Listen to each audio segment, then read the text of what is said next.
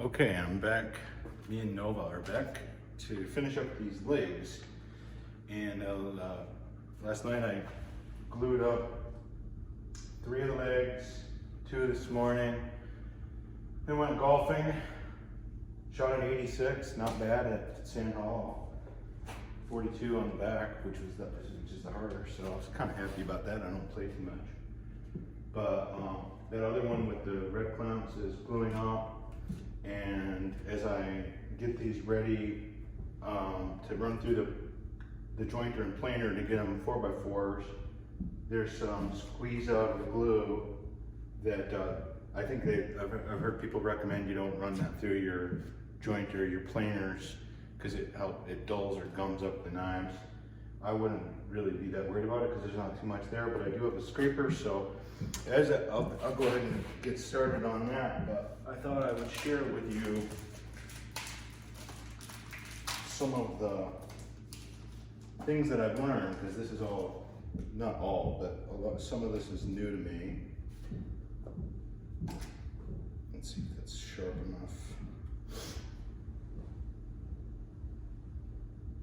You know, what did I learn so far? Well, that looks like a straight up, just a piece of metal. Interesting. Bahco, BAHCO.com. Well, let's give it a try. So let's see, number 1, it's on buying rough lumber. So I got what I could find in white oak is 8/4, which you'd think is 2 inches, right? But it's not. It was mostly 1.7, 1.8 inches wide. So not 8/4, but I think that's standard. And you know, basically it looks like you end up costing about 1/4 of an inch in each dimension. Well, horizontally and vertically, let's say. Costs you about 1/4 inch on reasonably flat rough sawn to get the final edges. So really, if I was to buy 8/4 that was 1.75 inches, I think I would plan on having no more than, say, 1.6 if you can get away with light passes. And the board that I was messing around with yesterday that really threw me off, it was the worst board that I had. And I think, you know, 7 passes at 1/16 and you're basically losing ½ an inch, close to it. So you don't want that on this expensive wood. So,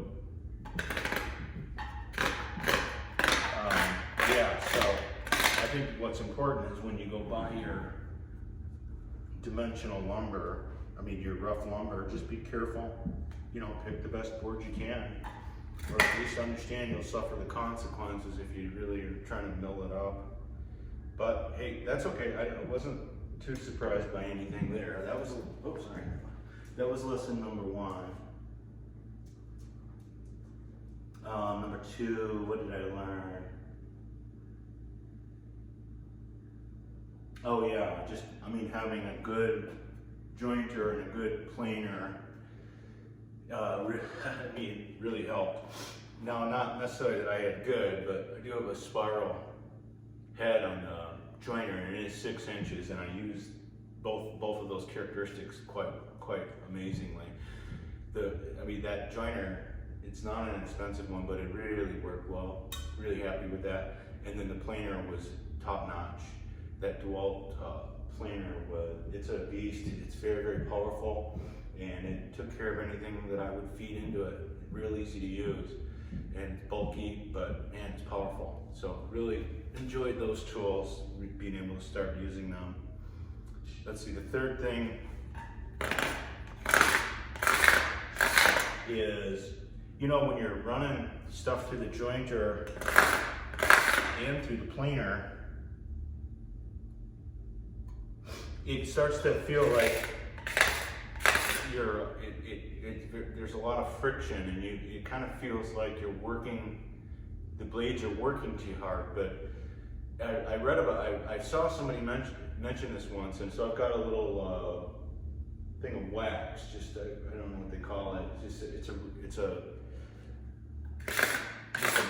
wax you'd use for whatever around the house or furniture, and you know, just rub a little of that on the table, the in-feed, out-feed table, and wow, that made a total difference. Like just a little thin coat of wax in what was like really hard to get boards safe through the joiner, they just flowed. So have some wax, definitely don't be afraid to use that. That was a good learning lesson, and you understand why people recommend that. Once you go through that and see the before and after, it's very, very obvious. Let's see, number 4, it has to do with dust. So I see a lot of woodworkers spend a lot of time and effort on their dust collection systems, and I don't think you could truly appreciate why until you go without. So just milling up 6 legs here, I was swimming in sawdust. It's everywhere. I've got some filters, some bag filters, but really essentially no filter system, and I've got dust everywhere, and it's really annoying. So what's my learning is when I go to set up an actual shop, invest quite heavily and pour a lot of time, not only in the layout, but to have dust collection. Because if you could have your stations all set up, and I was gonna do this with a setup workshop, to be able to access every tool as I need without dragging them outside, and then just having a button with dust collection so that you're collecting, say, 95% maybe of the dust or more, then you're just gonna have a much better workshop. So I get it now why dust collection is so important, and I'm gonna set that up, definitely. I would make an analogy, if you were living in a climate like here in Utah, you know, would you go without air conditioning? Well, you could, you know, in your car, let's say in a car. Would you buy a car without air conditioning? Well, not these days, but could you live without it? Yes. But you would hate it like every time you used your car. And I think dust collection would be similar. Like, do you have to have it? No. But do you want to be swimming in dust every time you chop a board? No. So that's an analogy I thought of. And then number 5 has to do with what I'm doing here, and it's glue ups. So I cheated, and I thought, like, oh, I used to type on 3. I'll just take these 2 pieces and glue them all together in one shot. And I think that's a mistake because I don't have pipe clamps. Maybe if I had a good set of pipe clamps, you could get more away with that. But what I found, you can see back here on this one, is I've got 1, 2, 3, 4, 5, 6, 7, 8 clamps to where I feel I'm getting a really, really good bond. Now, if I was trying to do like all 4 of these, I don't think those clamps have the strength or you just wouldn't be as good. So I think what I've learned on glue up is take your time. Something like this, do them one at a time. I mean, what's the rush?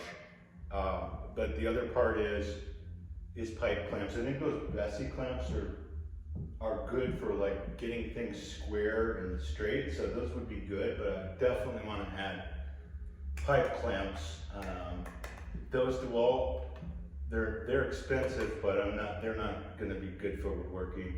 They do give a lot of tension, but you just don't have like where you can turn on a screw and really get that analog, you know, friction. I think those squeeze triggers, they're good to maybe 1/4 of an inch. Like when you try to get that final squeeze, you can get it, but it won't grip it tight like those clamps will. But clearly I can see why people have a lot of pipe clamps. So one thing I'll be investing in is a range of pipe clamps that I think can just be working in conjunction with the Bessie clamps. And these DeWalt clamps, I think some of those are like $40 or $50 each. I think the Bessie clamps are like $60. So you end up having a ton of money in the clamps, but those DeWalt clamps, I probably could get rid of them if I found somebody that wanted them or needed them. I just don't think that worth even the space to keep around. So let's see, was that it on my learning? Oh, I would say the other thing is, look at what I'm doing to glue up, right? I'm working off the ground because I don't have a workbench. But I think obviously what would be helpful in a final shop is to leave a spot for glue ups, like a dedicated glue up station. And so part of that would be, you know, having the clamps handy or near that. And I think some people build like big clamping carts, but I don't want to haul a cart. I don't want to use up the floor space for a cart.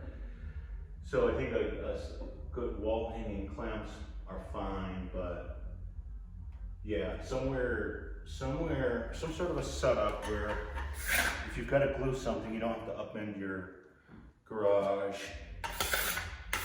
And yeah, so I'll figure that out when I get a final layout you know, once I figure out what the final tool set I want to have is, or at least the initial. And keep dust control and glue station in mind, not overlook them.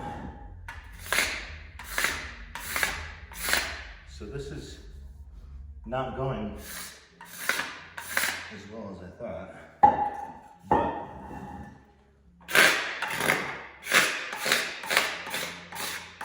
let's see how that is kind of gummy. What I'm going to end up doing is running these through.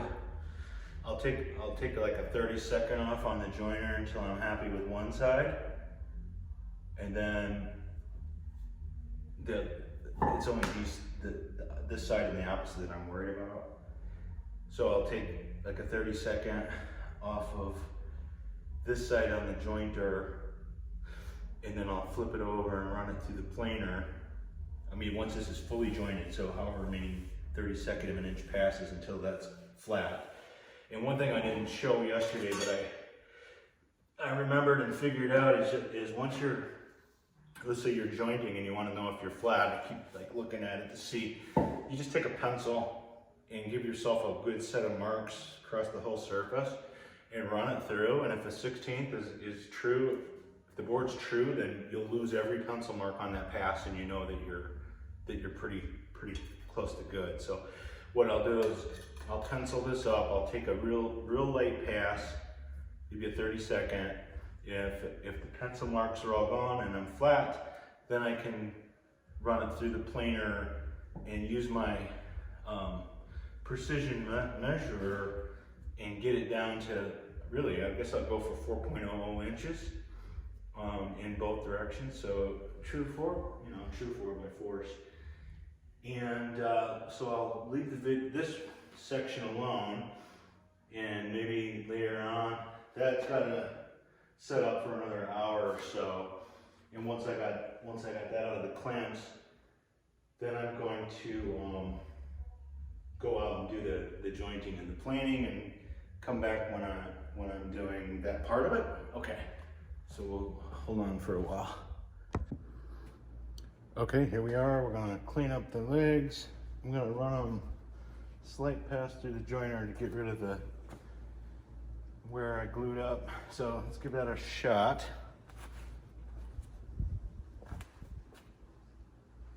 I'm gonna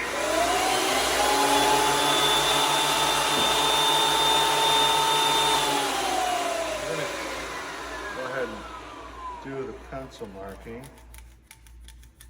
to get a sense of how flat it's going to be.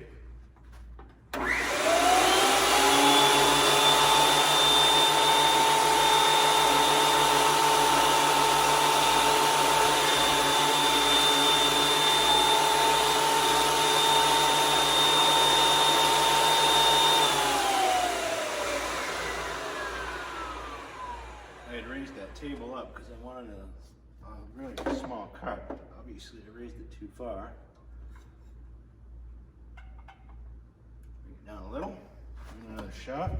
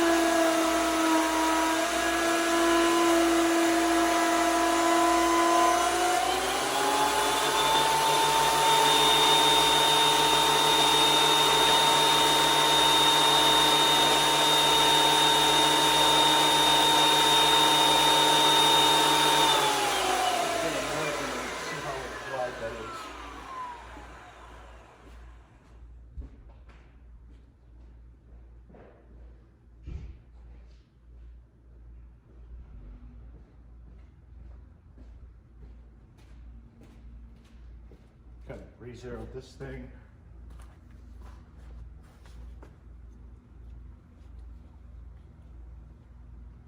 .17.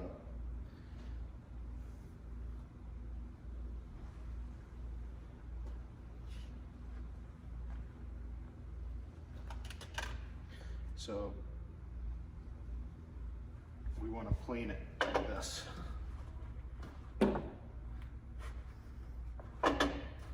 second one, I'll do 2 of these on camera with the jointing and planing, and then do the rest off camera.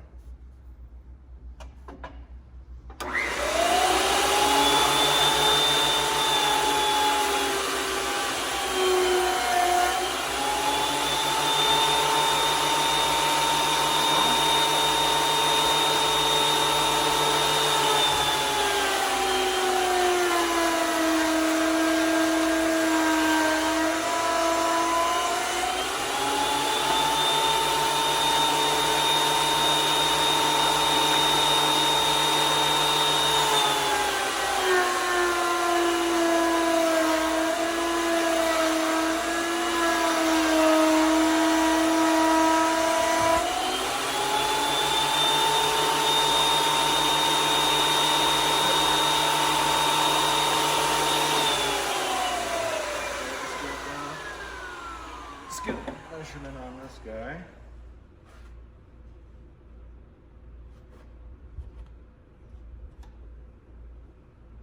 .23. Okay, so let's get these down to 4 inches exactly on this dimension. Let's see. Crank up. Good thing about this plane is it'll handle thick.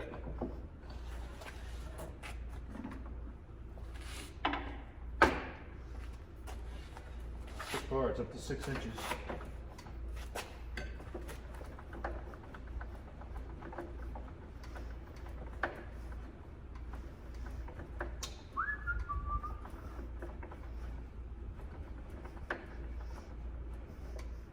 .16 cranks per inch.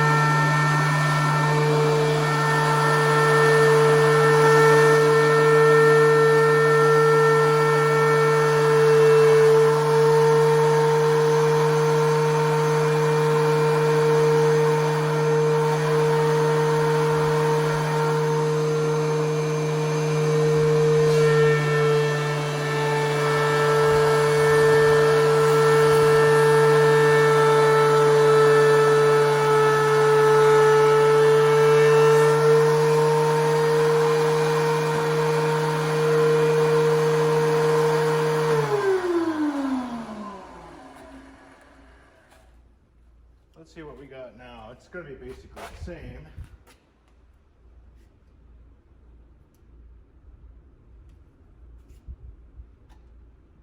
.19. 4.19. So if I want 0.19 of an inch, an eighth of an inch is, a 16th of an inch is what, 0.065? So really I've got to go one more crank down and then one more. That's one. That should be a 16th. That should get rid of about half of what I need.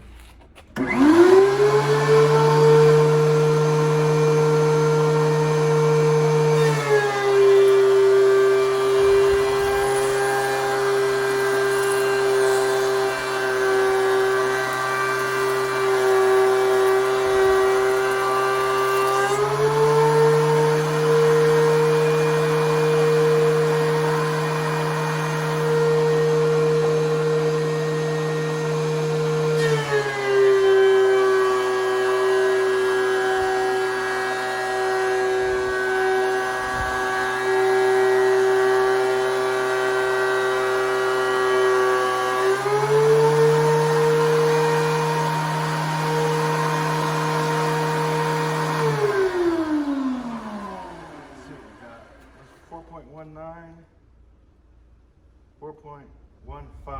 Still need to get rid of point. Wow. The 16th is 0.06. I may need 4 more passes.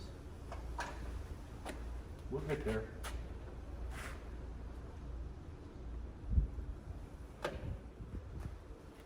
We'll do it a 16th at a time.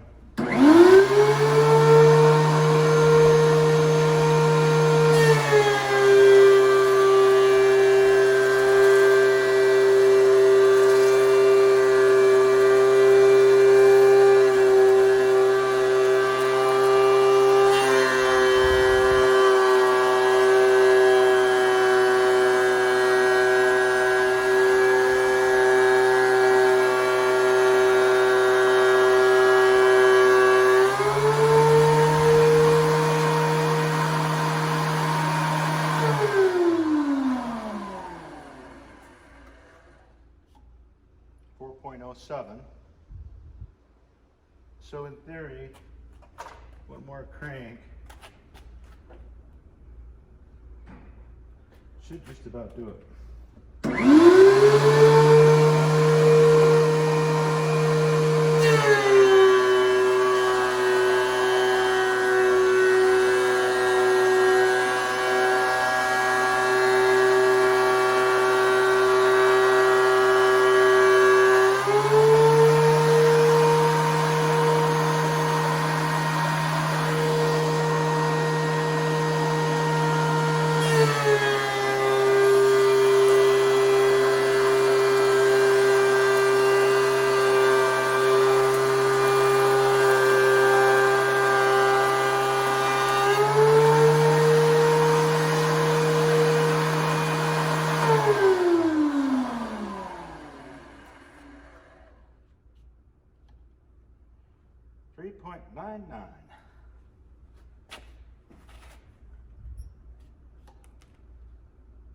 .99, perfect.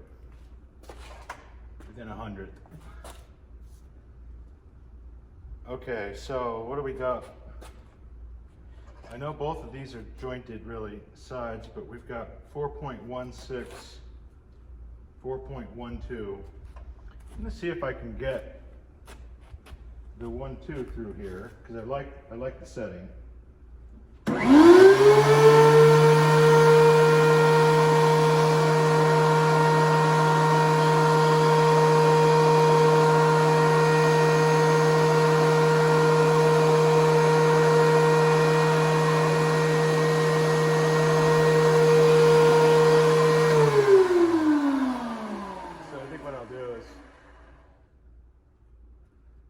Go up.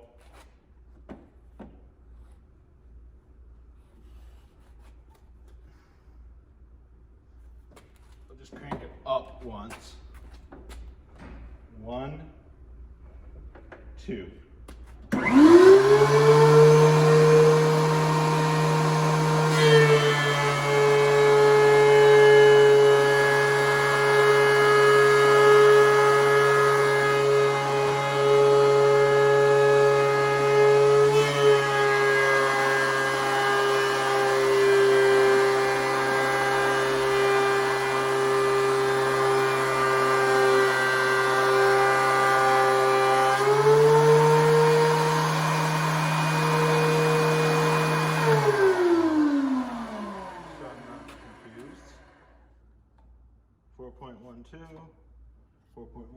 So down 1.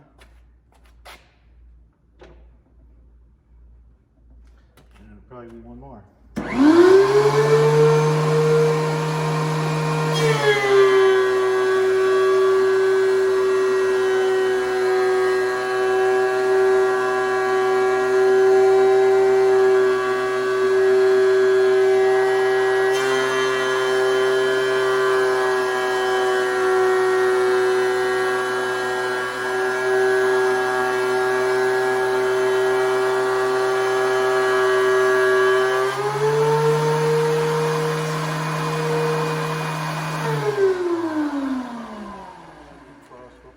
I'm thinking 4.05, 4.05. So I want to go down about 3/4.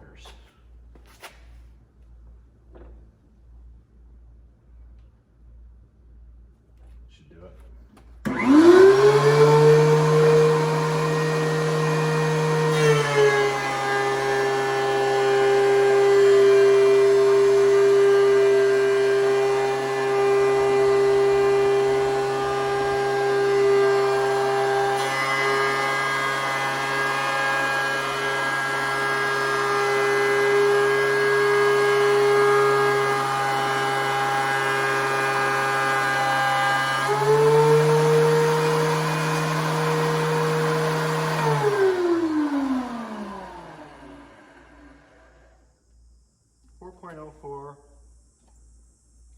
4.01, 4.02,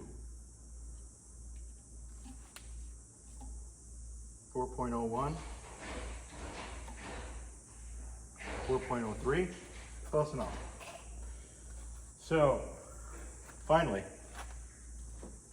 this is true 4x4. Now, I'm gonna do the other, these are the 2 feet.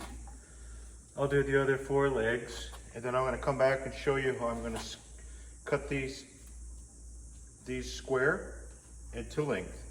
And I'll introduce you to the Sasquatch. See you in a minute. Okay, so I finished up everything, all 6 boards. Put away all the tools. I've got about an inch of dust covering the pickleball court. But we'll blow that off in the morning, probably when it's cooler. It is sweating profusely. I have a weather station here so I get accurate wind and temperature readings, and it is 109.6. So kind of the heat of the day. Call it 110 degrees. I really shouldn't be out here working, not in the direct sunlight. If you leave anything metal out or dark, you can't even touch it because the sun makes it too hot. I just bought one of those infrared temperature sensors with a 30 to 1 transition ratio, so it should be pretty optical ratio, so it should be pretty accurate. But I bet you that stuff out there is 150 degrees, if not hotter, that sits in the sun in something dark. But yeah, 4x4. So what I'm gonna skip today, because it's just too hot, is I've got one of those Sasquatch skill saws. So what I'm gonna do is clamp these all together and take like a square edge off of each one. I'll just rip it. I'll put a guide fence up and rip those flat. I actually have what is it? It's a 12-inch blade, is it? And I bought a finishing blade for it. It's pretty expensive, the blade was, but that's what I was thinking is if you need to get one straight square cut, that's probably a good way to do it. I'll make sure that the table is exactly 90 degrees, and then, you know, cut a small sliver, make sure it's a good cut, and then I basically got to take 1 inch and 2 inches off of the longer one. So then I'll get them done. I really wanted to get that done today, but I better not. It's too hot. You got to know when to pace yourself. So I looked up my receipt. So to build these legs, as I mentioned, I built them because I couldn't find a place to buy them in solid oak, unfortunately. So I bought the rough lumber, and now that I'm all said and done, the rough lumber was $633 with tax. It came in at $12.90 a linear board foot, and I had 46 linear board foot. And I did the math, and what I actually have here, if you just add up these exactly 4x4s, this wood right here is what I spent $630 on. For 46 linear board foot, and when I get done cutting these down 1 inch and 2, I will be left with about 21 linear board foot in these guys. So literally less than 50% production ratio, which makes me think I'm doing something wrong, but I got what I needed. But the boards were actually pretty good, so I might do a little research and see what your production's finished wood is expected off of rough sawn. Like, really, is it less than 50%? So there was some place on the internet that was selling oak posts for like rails for stairs, and that would be one way, but they were really expensive. They were like $150 each plus shipping. But I've got, say there's 6 boards, just rounded up to $100 each. So to buy these and then ship them, it might actually be twice as expensive as that. So why I'm not that worried about it, but I do have a lot of really quality maple and black walnut. So I do now appreciate when I have to start going into those boards to do it carefully and you know, plan it out well so that you don't have essentially $300 worth of sawdust and offcuts, you know. And for that, I think that the black walnut especially, it's probably twice the price as oak, if not more, I don't remember. And the maple's not cheap. So I think it's important to be mindful and you know, conserve when you can. But anyways, that's it. It's Sunday afternoon, 110 out. I'm gonna call it a wrap. Next time, bye.